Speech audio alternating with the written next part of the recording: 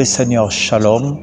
La Bible nous dit dans le livre de Psaume chapitre 40, le verset 1er, « Comme une biche désire l'eau du ruisseau, ainsi mon âme a soif de toi, Éternel. » J'aimerais parler à quelqu'un. Et ta vie a soif de quoi?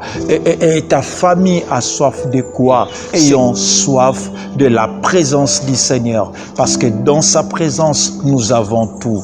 Dans sa présence, tu auras tout. Dans sa présence, il y a guérison. Dans sa présence, il y a vie. Dans sa présence, il y a le salut. Et bien aimé, dans la Bible, il y a deux femmes, Marthe et Marie, le sœur de Lazare. Marthe, elle a couru auprès de Jésus en lui disant, Seigneur, si tu eusses été ici, mon frère ne serait pas mort. Qu'est-ce qui est mort dans ta vie? Qu'est-ce qui semble mourir dans ta vie? Il se peut qu'il y a de rejet, il se peut qu'il y a désespoir, il se peut qu'il y a maladie, il se peut qu'il y a combat, il se peut qu'il y a des échecs répétés dans ta vie. Lorsque sa sœur était venue, qui s'appelle Marie, elle a dit au Seigneur la même parole, le même mot, le même discours que sa sœur Marthe avait dit, mais le même parole, le même discours, le même mot, mais avec des résultats différents, avec des effets différents. Les paroles de Marthe n'ont pas fait pleurer Jésus.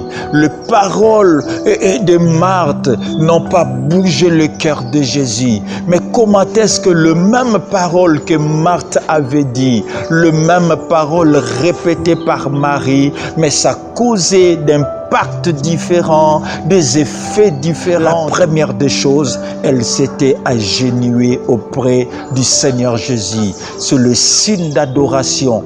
Apprenons à nous humilier auprès du Seigneur.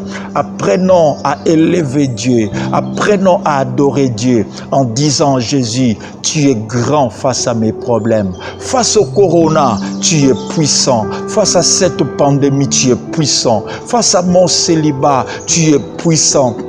Face à ma maladie, tu es puissant. Face au chômage, face au manque de papiers, face à l'adversité, face à l'échec, face à la déception, aux échecs répétés, Jésus, tu es grand. Mes échecs ne sont rien vis-à-vis de toi. Mes combats, mes tribulations ne sont rien vis-à-vis de toi. Apprenons à dire à Dieu combien il est grand face à nos combats. Ne disons pas à Dieu combien nos combats sont grands. Ne dis pas à Dieu combien tes adversaires sont puissants. Ne dis pas à Dieu combien ta maladie est puissante.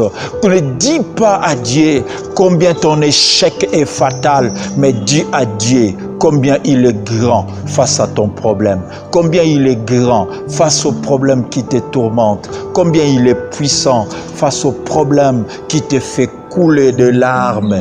Et elle s'est agenouillée. Jésus a dit, où l'avez-vous mis? J'aimerais dire à quelqu'un, le Seigneur va détecter ta situation. Il ne finira pas seulement à détecter ta situation, il te donnera ce dont tu as besoin. Il est temps que le Seigneur agisse.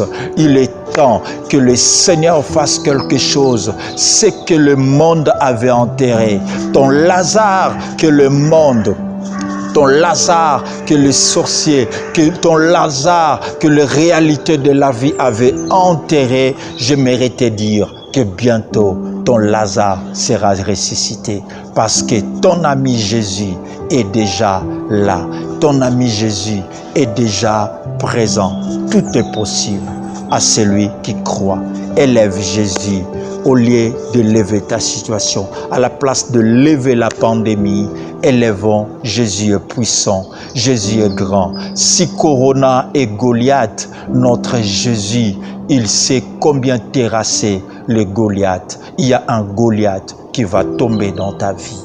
Il y a un Goliath qui va tomber sur ton parcours. Que mon Dieu te bénisse. Seul Jésus nous suffit.